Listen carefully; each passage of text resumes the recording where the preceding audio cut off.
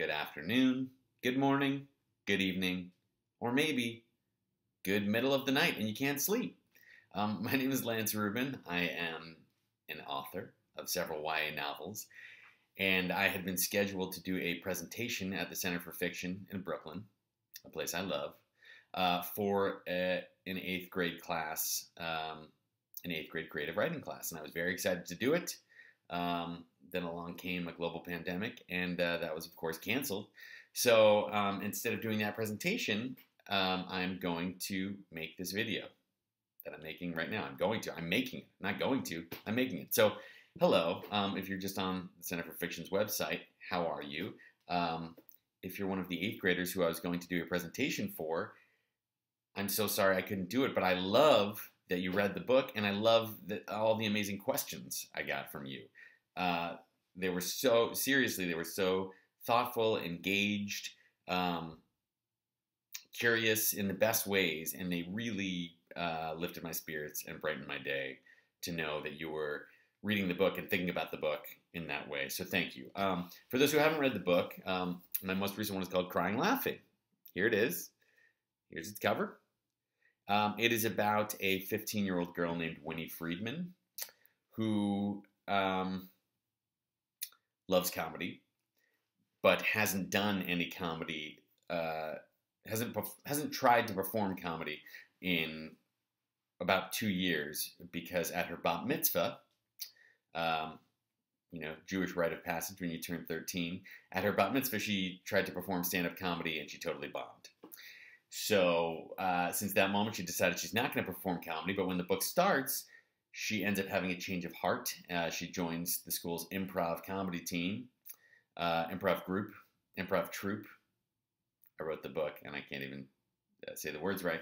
She joins her school's improv troupe, comes into her own as a comedian, but at the same time, her dad, who's her comedy hero, is diagnosed with ALS, which is a very brutal disease. So the book is funny and sad, and I thought I'd spend this presentation. Really, I wanted to craft it around these questions, these great questions from the students, because I wish I could be there with you to answer them, and I can't. And normally my presentation really highlights the improv aspect of the book and tries to, I do improv in the presentation, and I bring up student volunteers, and I get the students doing improv. So students, I'm sorry we can't do the improv together. Hopefully that's somewhere in our future, down the road when we're able to leave our homes again safely. But so in lieu of that, I'll talk about improv a little bit. But, I'm going to talk about writing. I'm going to answer your questions. I'm going to talk about your questions about the book. We'll see where it goes. I don't know. This is honestly the first video presentation I've made that's not me Skyping or Zooming in real time with people. So, man, I hope I don't just blather on way too long. All right, so I thought I'd break up the video into chunks based on the questions. I will give a spoiler warning if I'm about to talk about anything spoilery in the book, for those who haven't read it. But the first thing I want to talk about is the origin story of this book. So, interestingly enough, before I wrote this version of the book, I wrote another draft of this book that was completely different in almost every way, except that the main character's name was still Winnie, and her dad was still Russ, and her dad was sick, and those were the things that were the same. But obviously, then I wrote a totally new version. So let me back up and explain. So like I said, this book is about a girl whose father's diagnosed with ALS, which is a really brutal and almost always fatal neurodegenerative disease. ALS stands for amyotrophic lateral sclerosis, also known as Lou Gehrig's disease. And I wanted to write about that because almost 20 years ago, when I was a sophomore in college, circa the year 2001, this happened late 2001, my dad was diagnosed with ALS. Now, I'll just tell you right up front, I'm very lucky because it turns out that was sort of a misdiagnosis. My dad is still alive. And it turns out now he's been diagnosed with a subset of ALS called PLS, primary lateral sclerosis, which is a slower progressing My dad has walked with a walker for years, since I think 2004 around. Um, he's fallen a lot. It definitely, his illness had a lot of ripple effects throughout our family and entirely changed our lives. But again, my father is still alive, so I'm very fortunate in that way. But I wanted to write a book about what it's like when your father or mother or parent gets ill. So originally, the very first seed of an idea for this novel, or the book that then became this novel, was this thing my dad had said to me. And so when I got out of college, I wanted to be an actor because before I became an author, I was pursuing acting. Since I was young, I wanted to act. I mean, that's why I wrote about improv comedy, because I did improv. I was in the comedy world. And so when I got out of college, I had some cool things happen with my acting career. Obviously not cool enough to make me want to still be an actor years later. But good things were happening. And my dad said something to me that stuck with me always. He said, because his health was kind of declining at that point, he said, maybe the sicker I get, the more successful you'll get. Which is a horrifying thing to contemplate. And he was kind of joking. My dad is a funny man. That's, also has inspired the book.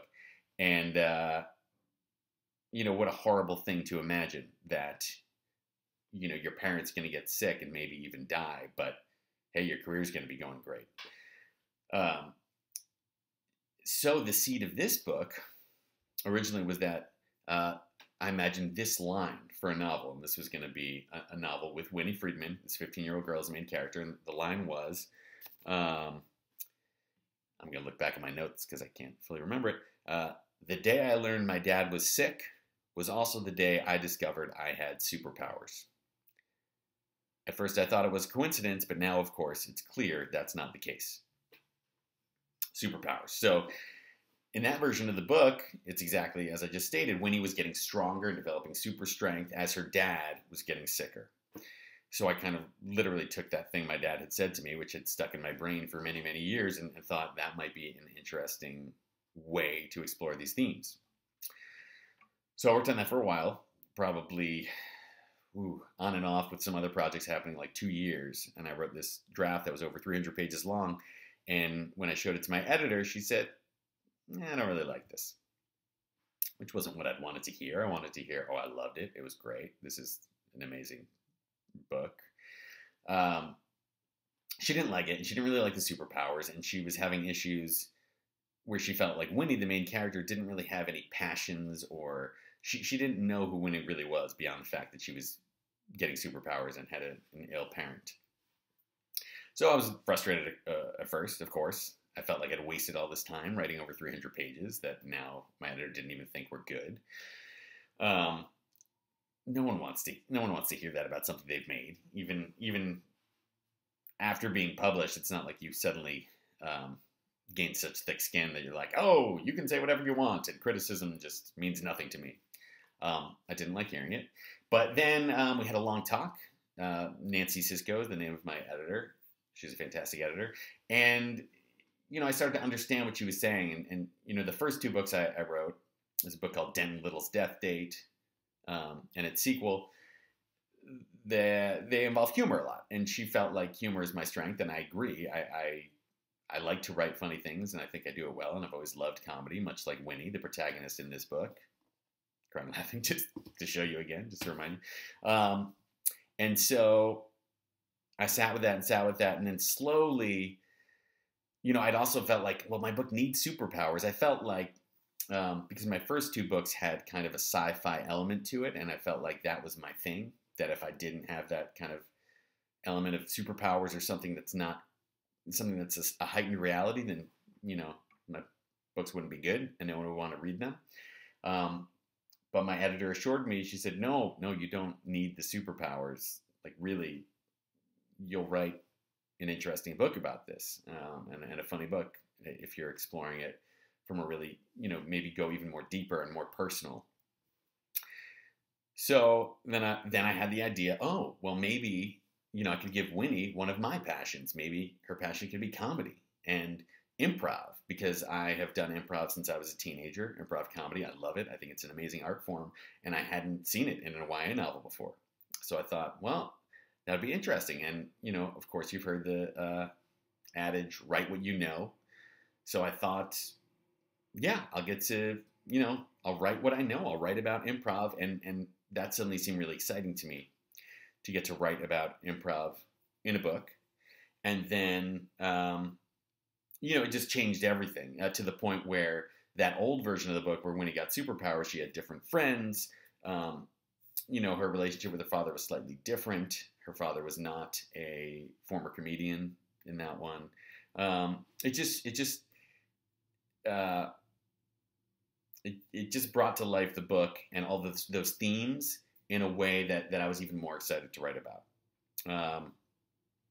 So that was a long story. Thank you for bearing with me. But I think it's an interesting one. Just that, sometimes you want to explore these themes, or, these things, like that thing my dad said to me sat in my brain forever. And I tried to approach it this one way, writing a superpower book. And then ultimately, maybe that book could have worked. Maybe people could have liked that. But I think the book I ended up writing, Crying Laughing, is much better. I'm much happier with it. And I think it's more personal. And it's funnier. And something I'm always fascinated by is the ways life is both funny and very painful. And these things are always coming together, the light and the dark. I mean, they're coming at the same time, We're living right now, all of us, in this very scary time with a global pandemic happening. And there are days where, I've got 2 small kids, and my wife and I are lucky enough to be working from home. But it's still very hard, and it's scary. And, hearing about friends and family who have the disease is very scary. But at the same time, you still need lightness. And I've had days where I'm very dark. And my wife even said to me, you need to be making more jokes. We need more jokes right now. And I do think humor is a way we kind of get by. And especially during stressful times, you need it's healthy to laugh. You gotta see all sides of something. So I've always been interested in that, and I think this version of the book really, where it's literally about comedy and being funny, allowed those themes of facing mortality and having a parent who's ill. They brought this to life even more, in a way where, at least I hope and I think, it's still understanding the gravity of illness, of death, but also understanding that there's always humor, and humor helps us face those things. Humor makes us resilient. So that is the that's the story of this book. And as I mentioned, I was an actor and comedian before I was an author. I still do some acting stuff. I do a lot of voiceover. Fun fact: I do the audiobooks for the Berenstain Bears. I'm the narrator. I don't know if the 8th graders even know who the Berenstain Bears are anymore, but if you do, you can look up the audiobooks on Audible. You'll hear my voice doing them. I just recorded one this morning from home, and that was interesting because usually I record it at a studio. This time I recorded it in a closet. We're always growing, always changing. So I was a comedian, and I've loved comedy since I was young. There were some questions about this. So like this question, I'm going to straight up read it. I really love the comedic references you make, like to one of my favorite TV shows, Parks and Recreation, also one of my favorites. That's why I put it in there. Leslie Knope, an amazing character, amazing show. Have you always loved comedy, or did you become more interested and knowledgeable in comedy after coming up with the idea for the novel? No, I always loved comedy. I put it in the book because I wanted to access this love I've had. I grew up loving, starting from maybe later elementary school, Saturday Night Live. At that time, Adam Sandler was like my hero, Chris Farley. I loved The Simpsons. Ben Stiller had a show called The Ben Stiller Show that was sketch comedy. So I loved comedy. I loved it. I loved laughing, and I loved thinking about what makes something funny. So all of that went into the character of Winnie. And I did want to be a comedian. And when I first got out of college, I had a sketch comedy show at Upright Citizens Brigade Theater, which is an alternative comedy theater in New York City. It's called the Lance and Ray Show with my buddy Ray. And yeah, Yeah, I love comedy, so I put it in the book. And I have been, this is a question, what inspired you to write about a book about an improv troupe? Have you been in one? I have. Starting when I was a teenager, senior in high school, I was in this short form improv comedy troupe. So, as the book mentions, more of like a Whose Line Is It Anyway style troupe. But then later, I got into long form. And after college, I started this long form comedy improv show. Sorry. Long form improv comedy show with a buddy of mine. And in that show, I ended up meeting my wife, Katie Shore. And we had needed a new girl to cast in the show. We ended up casting Katie, and then she and I later got married. That's not relevant, but it is also relevant because Katie really inspired Winnie. So I met Katie doing this improv show, and she's my wife. She's one of my favorite people of all time, obviously. And she's the main inspiration for the character of Winnie. So there were some questions about me being a male writing a female point of view. And so at first that decision came just that I had already written these 2 books with this character, Denton Little, who was a male. So I thought I'd like to switch it up. And then, that character, Denton Little, I'd use as my foundation for that character, just me at age 17.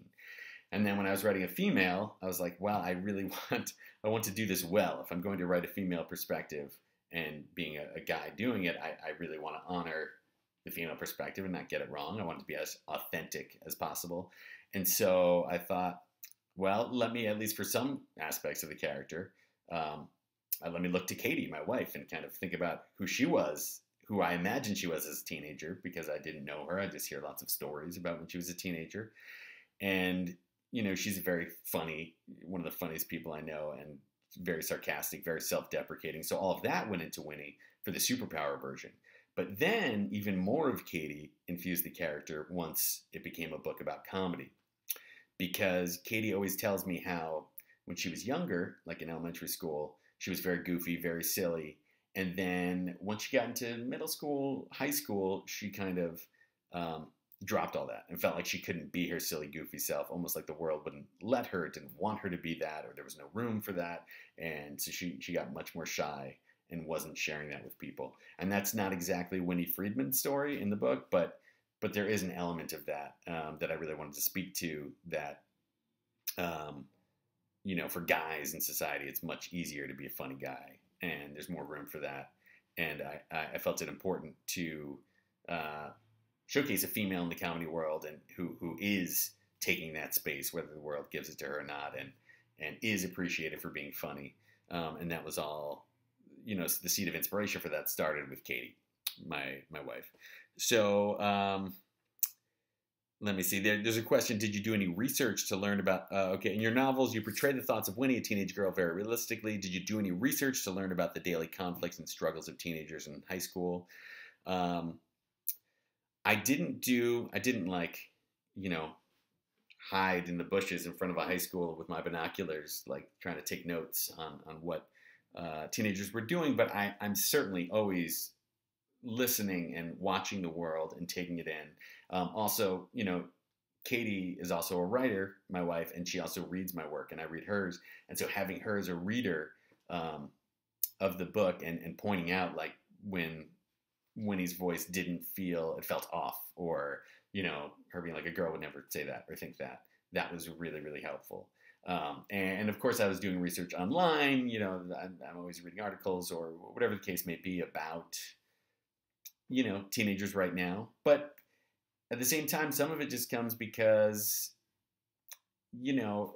as much changes, like obviously the internet didn't exist in the way it does now with social media when I was a teenager, so that's very different. But as far as like the emotions and the heightened emotions and feelings of being a teenager, that there's a timelessness to that. So there's some things I just remember from being a teenager. I just put on music from the 1990s when I was a teenager. It just brings me right back, and I'm able to get in that mindset. So that's about tapping into teenage stuff. But as far as tapping into female teenagers, really, I would say having Katie as a resource is the the most helpful thing. And otherwise, it's just observing the world and trying to do it authentically. The next question is, Crying Laughing has a really diverse set of characters. Was that a conscious decision on your part, or was it something that just happened without you having to make a particular effort to do so? Very conscious effort. I really, so look, I'm a straight, white, cisgender male. This is a very privileged way to be, a privileged human being to be, but also as far as being represented in books and movies and TV shows, like that's just, it's always been people like me. And so I really want to work against that, you know, and I want to write things that reflect the actual world we live in, where it's not all straight white men and straight white women. So I was very conscious, but at the same time, I'm also very conscious of wanting to write that well. So I certainly wouldn't ever write a main character who is not a white male or female, because I just feel like that's too out of my lane. I can't speak to those experiences authentically. But, you know, having characters like Layli and Azadeh, who are Winnie's best friends, who are twins, who are Iranian Americans, and, you know, just populating the cast with both diversity as far as LGBTQ and as far as race, that felt very important. And again, though, wanting to do it authentically and well, because if I was to populate the cast with characters that are diverse, but then misrepresenting them or just doing it poorly or giving two-dimensional characters, then it's not helpful. So it's always a tricky line, and just finding a way to write those characters, write the world we live in, you know, allowing all readers to see themselves in books, hopefully, or as many as possible, a wide array, but while still doing it respectfully. And there's another question about this that I just love the way it was phrased. So whoever wrote this question, thank you. I love all these questions again, but this one was really specific. It said, one of the most common bits of advice I get as a writer, and then is also bashed, taken as a rule, or ignored, is to write what you know. The main issue being that I don't know much. The quote's supposed to refer to writing what you've personally experienced, your hardships, your struggles, etc., in order to get a true look into that perspective, and writing something about a specific group or characteristic or experience when you aren't any of these things feels ingenuine or hurtful or assumptive. I enjoy reading and writing books that tell a story in a large scope, and I was wondering how you as an author managed to overcome this. Thank you. Beautifully articulated, and I totally agree. I think, you know, write what you know. I totally do this, and I've so often written what I know. Something fell. A pen fell. Cool. Often written what I know in books, in the books I've written, but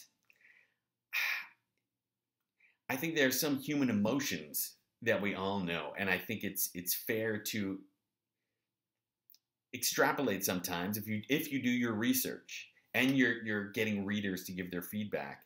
There are certain human things that we do all know. That said, you need to write these things authentically. And with my book, I had many different readers who are checking me, whether it's Katie or whether it's actually brought on an authenticity reader who is an Iranian woman to read the book, specifically looking at Layli and Azadeh's arcs. And I actually changed a bunch of things because there was an old plot line that my reader thought was kind of offensive and didn't work, even though I was trying to be so careful even writing that. And I was so grateful when she was like, I think you should change that. And I was like, of course I will change that, because if I'm putting out hurtful representations or hurtful characters, then I'm not making the world better.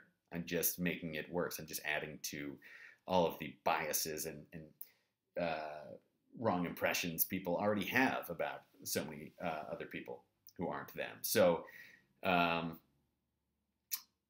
yeah. So my advice is to, you know, don't write so far out of your lane that, you know, like I would never have again, like I said, I would never write a main character that was a black woman, for example. I just can't speak to that experience. That there's no way I would write that well. That just wouldn't. I don't think that would be fair or appropriate for me to write. But can I have a you know, should I have other black female characters, or you know, characters of all races and ethnicities and sexuality and sexual orientation, you know, gender identity? Yes, of course, of course. And then with there, you want to have people, you know, reading and giving feedback who can actually relate to those experiences and make sure you're doing it well. But you know, I would hate to be so afraid to get it wrong that then I'm just writing all white characters, because that's not what I want to put into the world either. So this requires a lot of careful work and putting yourself out there and getting it wrong sometimes, and hopefully getting it wrong in a form such as the one I described, where an authenticity reader can say, like, this is offensive, and then I can be like, okay, let me change it before I actually have put it in a book and it's published, and then I feel horrible because I've gotten it wrong, and, you know, many people are reading it and it's not putting kind representations out into the world. So you want to just have ways to check yourself along the way, and that's my feeling about that. Okay, I'll speed this up, because I don't want this to be the longest thing in the world, but I really appreciate all your questions, and I want to answer them with care. So thanks for bearing with me. Okay, here's some technical writing questions about Crying Laughing. Was the book a set idea, or were there many changes and edits in the plot along the way? The next question, did you write the book from beginning to end, or did you jump around writing out of order? I'm going to put those two questions together because, as I mentioned, obviously this was a long journey where I started with the book with a totally different concept of superpowers that then I scrapped. And then, you know, when I changed it to this idea, in some ways that stayed intact. It's just Winnie's superpower is being funny. And as she's coming into her own as a comedian, getting funnier, her dad, who was her comedy hero, use of the word hero, kind of like superhero, her comedy hero is kind of losing his powers. He's losing his, in this case, just he's being ravaged by ALS, losing his ability to walk, losing his ability to just be the same as he was when she was growing up. And that doesn't mean worse, but it's a lot to adapt to for Winnie. So the set idea that stayed intact was, what is it like to watch your parent become ill? How does that affect the family? And what if other things in your life are going well while that's happening? How do you balance that? How do you deal with it? And then, of course, in this new version, you know, the way humor folds in becomes huge as well. And how do we use humor to cope? How does humor help us survive? How does it not help us survive? And there's a question, how was it to write a story with a lot of deliberate jokes? Was it difficult, or are you generally good at saying things that are funny? Yeah, I think I'm good at saying funny things, at least things that I find funny, but that doesn't mean other people find them funny. And it was definitely a tricky thing to do. One moment. Sorry about that. Quick pause. It was my wife, Katie, calling. The inspiration for Crying Laughing. And Katie, I should say, also narrates this audiobook. So you can, and she's a fantastic narrator. You can hear her narrate it. So about jokes in the book, I think I'm funny. I don't know if other people think I'm funny. All people, but it was hard. It was hard to kind of craft, you know, what are the jokes a teenager would be making at this time. You know, sometimes there's bits I'm writing in there that are deliberately unfunny. And, you know, some reviews on Goodreads, which I look at occasionally, don't think the jokes are funny. So, goes to show. I think they're funny. Who knows? It was a tricky thing to be like, in the book, say Winnie is funny, and then have to live up to that, because that often makes a reader feel like, well, prove it. I think you're wrong. But I decided to write a story with a character saying she's funny, and so that's how that went. As far as writing out of order, I mainly, with my books, have written in order, but I've started doing that less lately. And with Crying Laughing, I wrote, at one point I was like 2/3 of the way through, and I didn't know exactly how I was going to get to the end. But I knew what the ending would feel like, so I wrote the ending first. You know, the last show that happens. That's not really a spoiler, but kind of the final show. I wrote that.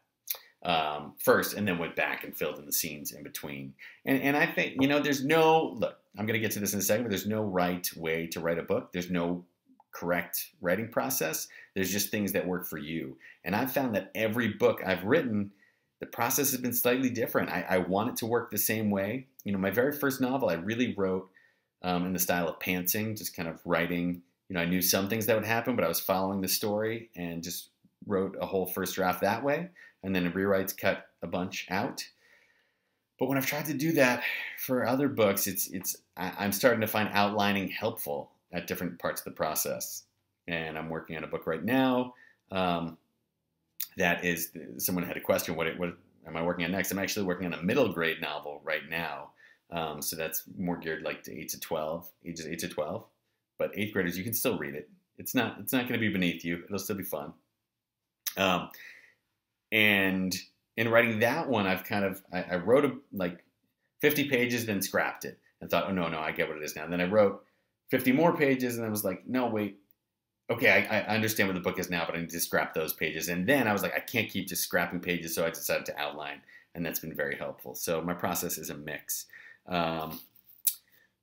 So that there's a question, do you plan out the story ahead of time or not? Now I'm starting to do that more. It's kind of a mix. Was it difficult to combine humor with such a sad topic like ALS? As I mentioned earlier, I think humor is always a part of life. Even the darkest moments of our life, that's sometimes when we need humor the most. So in that way, I always wanted to do it respectfully, and I didn't want to add in jokes just that, we're going to be discordant with what's actually happening in the book and interrupt the truth of what's happening. But it wasn't that difficult because that's how I see life, right? And so you're always going to write. The way you write is obviously going to be very informed by your perspective on the world, and that's the way I see the world. How long did it take you to write this book? With the first version that I scrapped up to the new version was probably like a few years, 3 years. It doesn't always take that long. Sometimes it takes longer. Okay, let's see. Winnie has many nicknames throughout the book, such as Winner. How did you come up with all these nicknames, and are they relevant to the plot of the book? I love nicknames. I love trying to come up with the nicknames. In life, I like nicknames. Again, that's a thing where my real life is informing my writing. And every book I'm like, shouldn't I have characters who don't use nicknames at some point? Because isn't that like a little weird that all my characters give each other nicknames? I haven't done. I still use nicknames all the time. I enjoy it. It's for friendship. Friendship for me involves nicknames. It's closeness, familiarity. Who's your favorite character and why? Winnie is probably my favorite character. Like I said, she's inspired by my wife, who's like my favorite person. But I also really love Laylee, I have to say. I love what a good friend she is, even when Winnie is sometimes not the best friend. And I really feel for Laylee in this book. With Azadeh in a new relationship, Winnie kind of involved in so many things in her own head and her own stuff, and Laylee's just trying to keep it together. And I love that quality. Here's a mild spoiler. Not really, but if you're watching this still, and I commend you for watching, you could turn it off now. Just for a moment. You can speed forward like 15 seconds. My favorite character in the book was Fletcher. I'm super curious about his concern for Winnie, almost as though he knows what she's going through. Has he had an experience like this in the past that you can talk about? I love Fletcher too. I should have mentioned him as a favorite character as well, because I love him.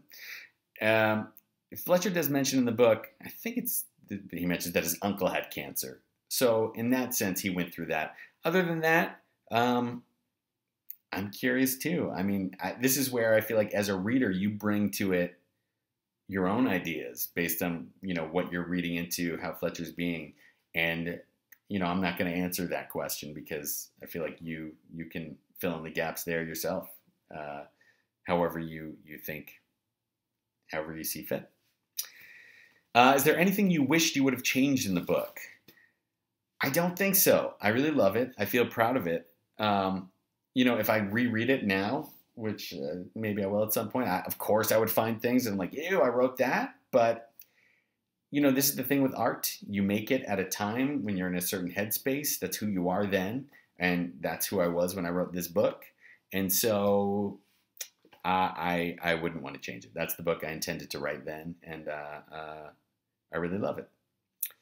If your book was made into a movie, who would you want to cast for the leading roles? I don't know. I do know this one actor, Skyland Brooks, would be an amazing Fletcher.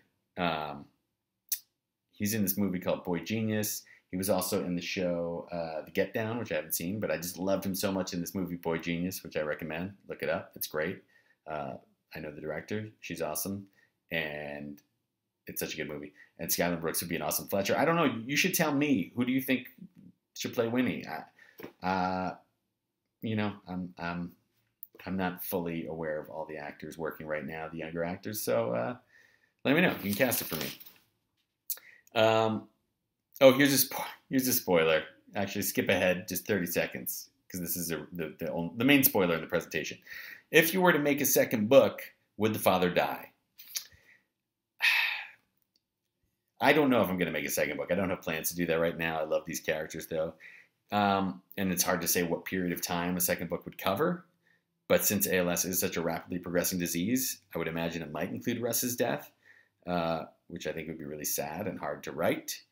I'm not sure it would. So much of this book is exploring illness and mortality and humor, and though I am curious about how Winnie's lives and other characters' lives progress, I feel like I did explore most of the territory I wanted to in this book, so it would have to be a very specific angle I'd need to have if I was going to be inspired to write a second book. Okay, here we go. We're getting into some writing questions, and then I'm going to finish. Thank you for your time. Thank you for your attention. Thank you for reading the book again and for engaging with it so thoughtfully. When did you know you wanted to become a writer?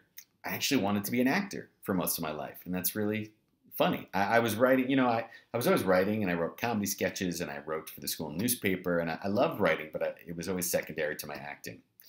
But then when I actually did start writing a novel, when I was 29, I discovered that a lot of the things I loved about acting, the storytelling, inhabiting a character, were there in the writing and gave me just as much pleasure. And so now I'm a writer, and that's to say I'm always telling young people, don't, just box yourself in to one creative pursuit. Really try lots of things. They all kind of interconnect in many ways you don't even realize. And that's the deal. What's it like to write for young adults? Amazing. It's amazing. First of all, because I get to engage with many thoughtful, curious, smart readers like yourselves, and it gives me hope for the future. But I also love writing about that time of life when your emotions are so heightened and you're not really a kid, but you're not quite an adult, and you're figuring out who you want to be and who you are. I think it's an amazing emotional territory to mine, and I love writing for teens and about teens. Do you have any specific way to write? Any sort of specific regimen where you write at a certain time of day? Yes, morning is my best time. The morning hours are my favorite. I usually write in coffee shops. I can't do that now. And whenever I'm usually asked this question, I say, I can't write at home. It's too hard. I end up getting up and going for snacks every 10 minutes. But now I have to write at home. And, sometimes when you have to do something, you just adapt to it. And so it's working out fine. I mean, it's very challenging to write right now because, again, as I said, the kids are at home. But, I'm getting some writing done. Do you pressure yourself to write a certain number of pages each day? Word count helps me a lot. When I wrote my first book, I read something in On Writing by Stephen King, which is a writing book I recommend, that he wrote for word count. And he said, if you're starting out, you can try and write 1,000 words a day. That's about 4 pages. So I did that, and that was really helpful to have like a goalpost all the time. Now I still write to word count. It's helpful, but I try to be kinder to myself because when you write to word count, sometimes if you don't hit your word count, you feel like, I did bad today. I'm a bad writer. I'm a bad person. And that's not helpful. You need to be kind to yourself. So, sometimes if you're putting the time in, assuming you're not just like bopping around Twitter and Tick-Tock and then being like, I wrote. If you're putting the time in and you might be doing some really hard thinking or working out of ideas and it doesn't result in word count, and that's fine. That's fine. That's part of the process. There's a lot of thinking time. And I'm going to talk about writer's block in a second, but be kind to yourself. I use something called the Freedom app, which shuts down your Wi-Fi for like however many minutes you tell it to. So I shut it down for 45 minutes at a time, and then I get a nice writing groove, and then it ends. I take a 5-minute break. Sometimes I go on the internet and it turns into a 20-minute break and I'm angry at myself. But ideally it's just a short break, and then I do another writing sprint. Okay, is there anything that motivates you to continue writing when you have writer's block? Okay, I have gotten writer's block with all my books. It happens. 2 things. 1, sometimes you need to just take a walk, take a shower, turn off the part of your brain that's like thinking very consciously about the writing and just let the ideas simmer. There's a reason the phrase exists. Sleep on it, because your brain is making connections and moving stuff around literally while you sleep. And so you might have revelations in the morning. That said, sometimes you hit writer's block because there's something you haven't fully explored properly earlier in the work. And sometimes I think about looking at your work like it's like a Rubik's Cube. You know, when you have a Rubik's Cube, it's like that color cube, and you're trying to solve it, and you're looking at it from all angles. Sometimes you just need to do that to solve writer's block. You know, think about what this character wants, the character you're writing about, or just look back earlier and like, you know, have you thought about the character's motivations enough?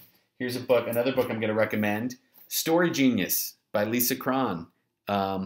This is really fantastic and has been helpful for me with this middle grade novel I'm writing.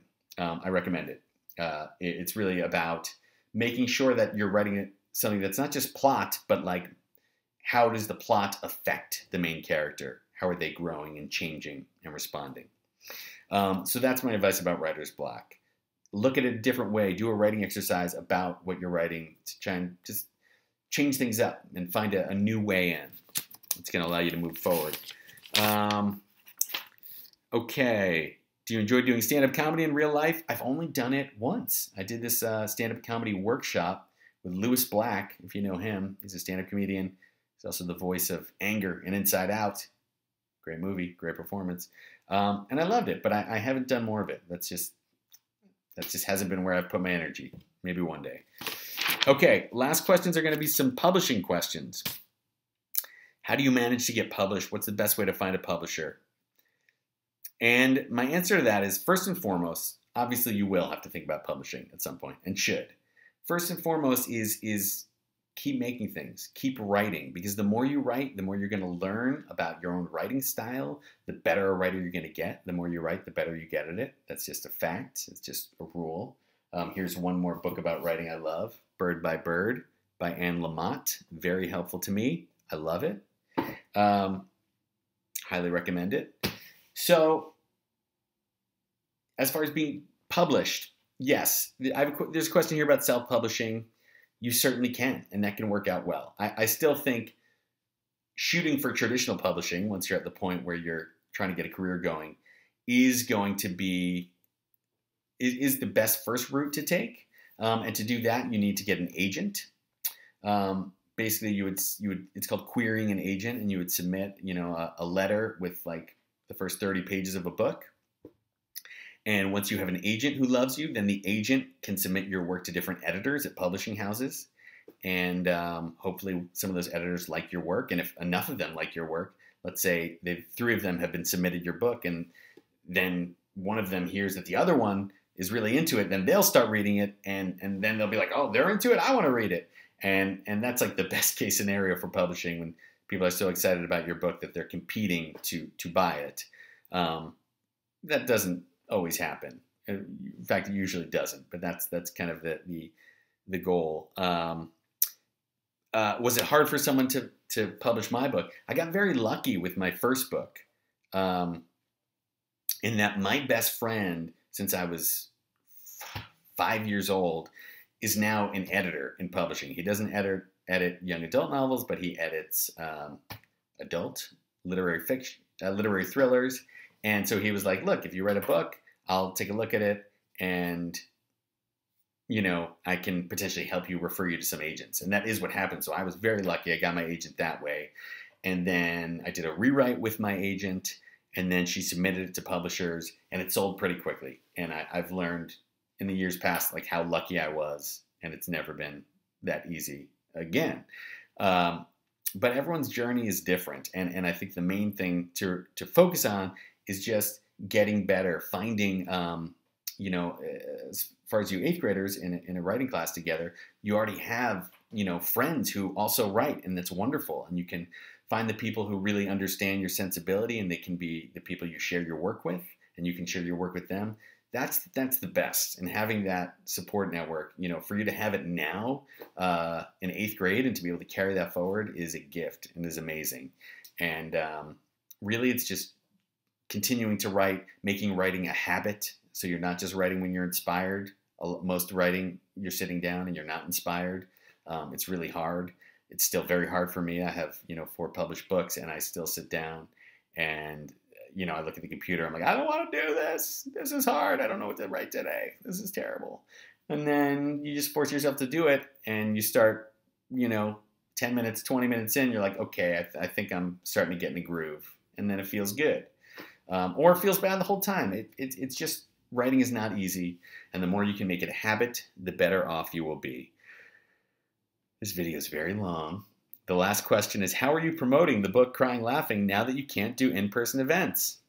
By doing fun videos like this one for the first time. This is the first promoting I've done since the world shut down, and it's really nice. So thank you for being here with me. This is a long video, I know. Again, my name is Lance Rubin. 8th graders, your questions, amazing. Please feel free to email me at lancerubinparty@gmail.com with more specific questions. I might be slow to respond, but I will respond, I promise. I love your questions. I support your writing. Write brilliant things. And hopefully we'll get to meet one day in person and do improv and writing exercises together. And that's all I have for today. Thank you so much, everybody. Here's my book again, Crying Laughing, Ing Laughing, Crying Laughing. I hope you're all staying safe and healthy, and sending much love to all of you. Thank you. And thank you, Center for Fiction, for having me here in this online space.